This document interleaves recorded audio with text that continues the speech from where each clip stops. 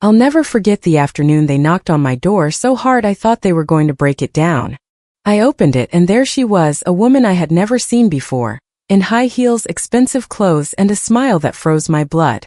Behind her was my ex-husband Roberto, with his arms crossed and that same arrogant expression that had made me so unhappy for years. "Hello," she said, walking in uninvited as if it were her right. "I'm Viviana. I suppose Roberto didn't tell you we were coming today." I stood in silence, watching as she walked through my living room, inspecting every corner. She ran her hand over the sofa my grandmother helped me pick out. She looked at the photos on the wall, even opened a kitchen drawer as if she were evaluating her new property. "Look, I'll be direct," Viviana continued, turning towards me. "Roberto told me this house is his, that he got it in the divorce, and well, now he's given it to me. So you're going to need to find another place, preferably soon." The words hung in the air like poison. I looked at Roberto, waiting for him to say something to deny this madness. But he just smiled. "It's true, Marisol," he said, in that voice that once made me believe he loved me. "The house is mine. It always was. We lived here together.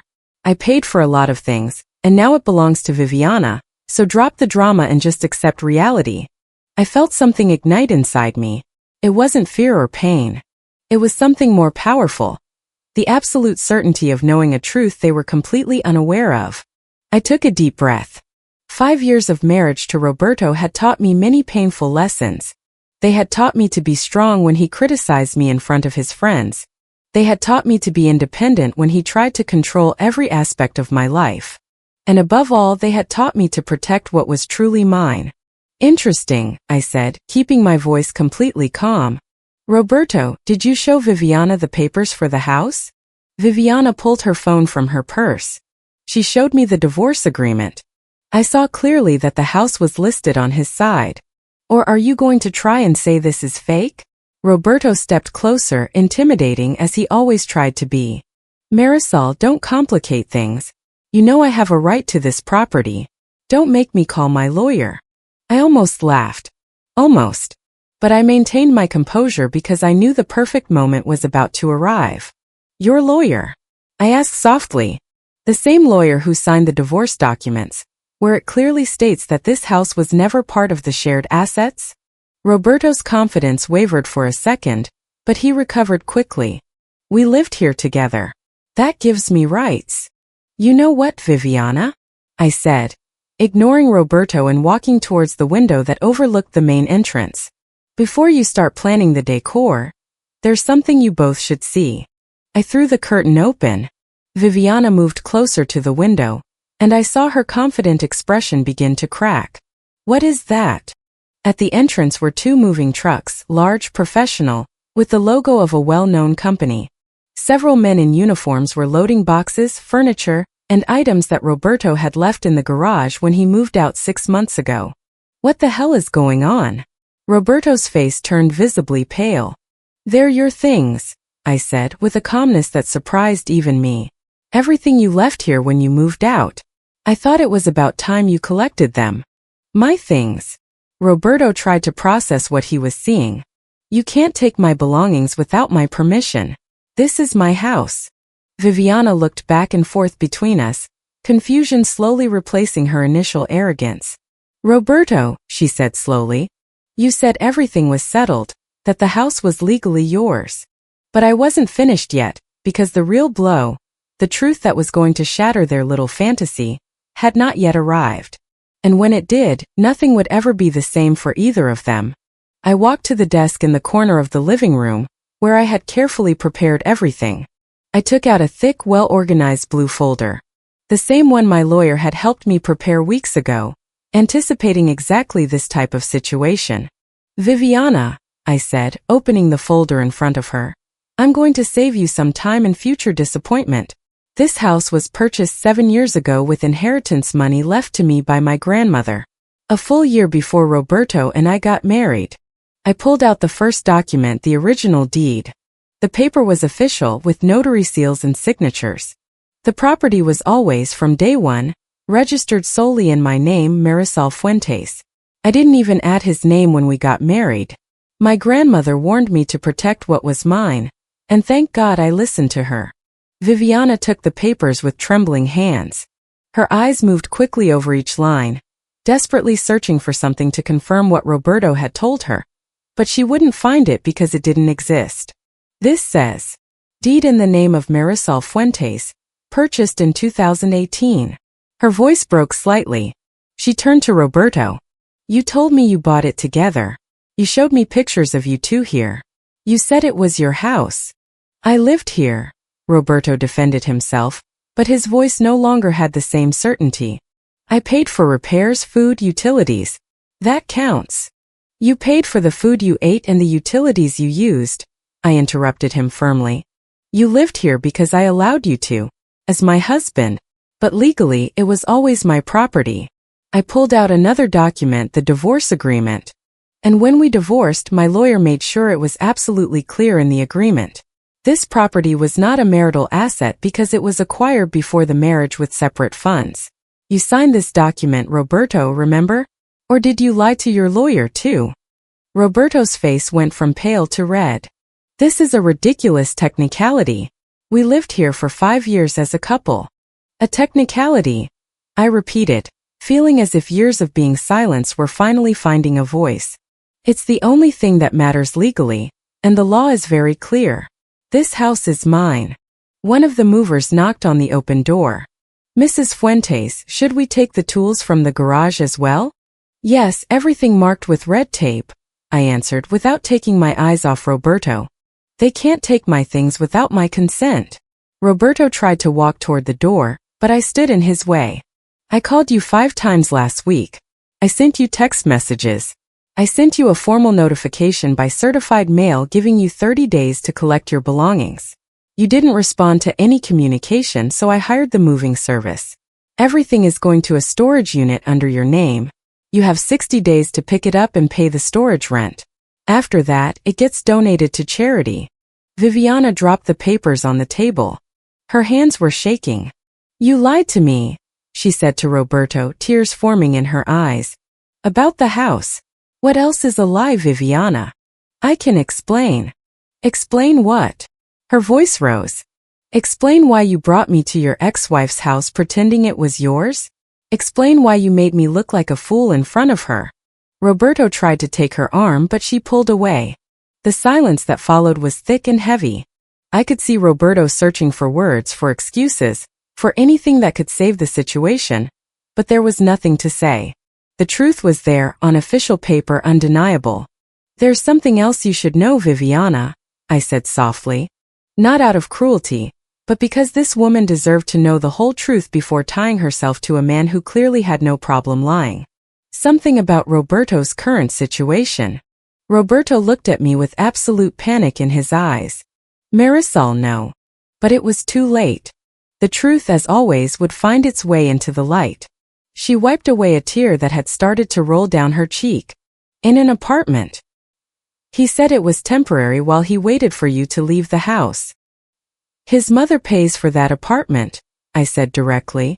Because Roberto lost his job 4 months ago and hasn't found another one since. The silence was absolute. Even the movers who had been making noise outside seemed to have paused their work. 4 months. Viviana turned to Roberto slowly. We've been dating for 5 months. That means he didn't have a job when he met you, I completed the sentence. And he probably didn't mention it. You told me you were a regional manager, Viviana said, her voice now trembling with contained fury. That you had important meetings, that you were waiting for a promotion. Roberto held up his hands. I lost the job due to cutbacks.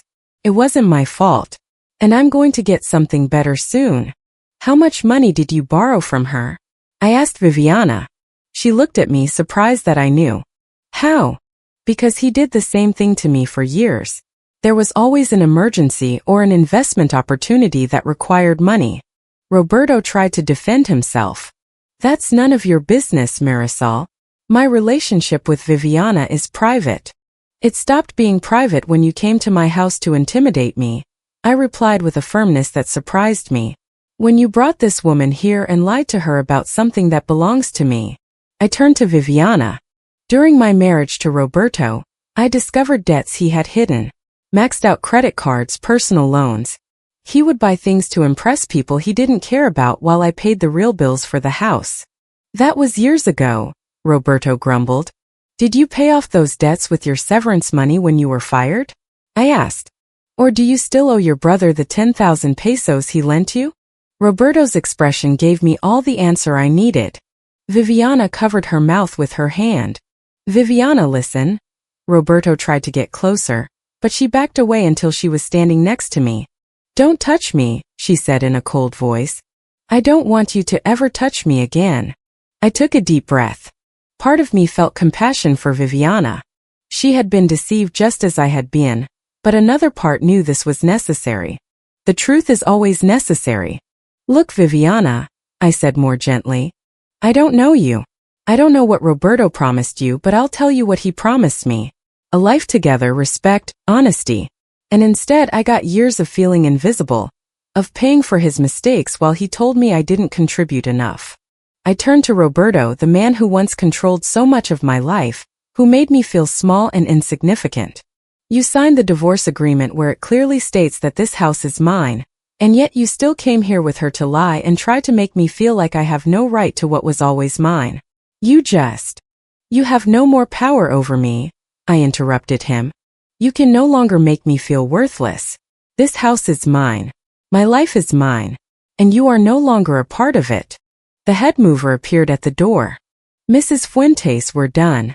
We just need you to sign the papers. Yes, thank you. Viviana picked up her purse. She looked at Roberto with a mixture of contempt and disappointment. I can't believe I was so blind. But just when I thought it was all over, my phone rang. I looked at it and smiled because the last surprise was about to be revealed, and this one was going to change everything again. Hello. I answered the phone while Roberto and Viviana watched me. Mrs. Fuentes, this is Claudia Romero from Horizonte Real Estate. I have excellent news. The family that came to see your house last weekend just confirmed. They want to make an offer for the full asking price. No negotiation. My heart beat faster, but I kept my face serene. They can sign the purchase agreement next week. The family wants to take possession in 60 days. Does that timeline work for you? Perfect. I'll see you next week then. I hung up and looked up. Roberto and Viviana were staring at me as if I had just spoken in another language. You sold the house. Roberto's voice sounded strangled. You sold the house? I'm selling it, I corrected. That's why I needed you to get your things out urgently. The new owners take possession in 2 months, and I need the property completely empty and ready. But where are you going to go? Viviana asked, genuinely confused. Now I smiled. A real smile full of freedom. I'm moving to the capital. 3 months ago, I was offered a new position at a larger company. Better salary, better opportunities. I start in 4 weeks. Roberto sank onto the sofa as if his legs could no longer support him. I didn't plan it as revenge if that's what you're thinking, I said honestly. When we got divorced, I thought my life was over. I cried for weeks. I felt like a failure. But then my best friend reminded me of something, that I had a career before you, that I had given up opportunities because you wanted me to work less to be home more. I walked to the window, watching as the movers closed the truck doors. So I updated my resume, took online courses, prepared myself, and when I saw the job offer, I knew it was my chance to start over completely new. And you're just leaving. Roberto sounded genuinely lost. Leaving everything.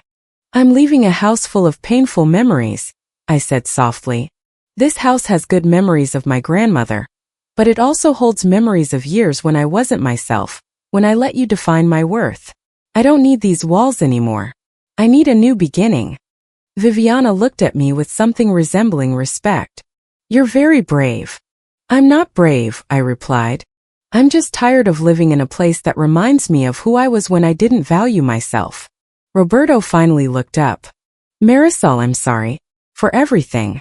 For how I treated you, for bringing Viviana here, for lying. I looked at him, really looked at him. The man I once thought was my future. The man who made me feel so small for so long. And I felt peace. Not anger, not pain, just peace. I'm sorry too, Roberto. I'm sorry you could never see my value. But now I see it. And that's all that matters. They left together, though they were clearly no longer a couple. Viviana walked out first, her head held high. Despite everything, Roberto followed her, defeated and silent. When the door closed, I was alone in my house. Soon it would no longer be my house. Soon I would be in a new apartment in a new city with a new job. I looked at the walls where photos of us once hung, the empty spaces where Roberto's furniture had been. Everything looked cleaner, more full of possibilities. My phone vibrated. A text from my friend. How did it go? I typed back, perfect. Everything went exactly as it needed to. Because that was the truth. I didn't get revenge, I didn't destroy anything. I simply chose to value myself. I chose to build a life where I was respected, where I was happy, where I was completely me. And in the end it turned out that was the best victory of all, choosing my own freedom. I looked out the window one last time as the trucks drove away, carrying the last remnants of my old life, and I smiled because the future, for the first time in years, was completely mine.